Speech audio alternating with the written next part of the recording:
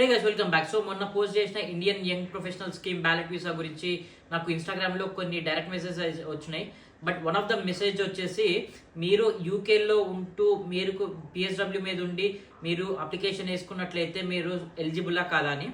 But దీంట్లో ఏంటంటే, మీరు ఏ వీసా మీద ఉన్నా, మీరు లీగల్ స్టేటస్ ఉన్నట్లయితే మీకు ఏ వీసా ఉన్నా, మీ వీసా ఎక్స్పైర్ అవుతున్నా, మీరు యూకేలో ఉన్నా ఇండియాలో ఉన్నా, మీరు కనుక మీ అప్లికేషన్ కనుక సక్సెస్ఫుల్ అయిందనుకోండి, మీరు ఎక్కడి నుంచి అయినా వీసా అయితే అప్లై చేసుకోవచ్చు.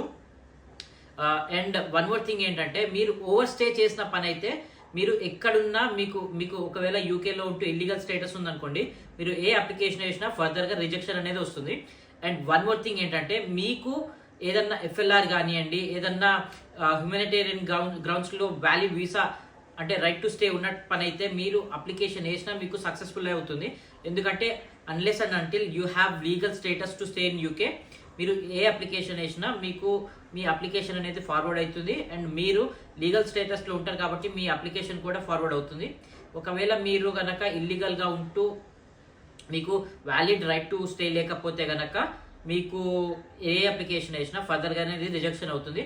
సో ఇది చూసుకోండి మీరు ఫర్దర్గా అప్లై చేసేటప్పుడు. మళ్ళీ వీడియోతో మళ్ళీ కలుస్తా. జై హింద్.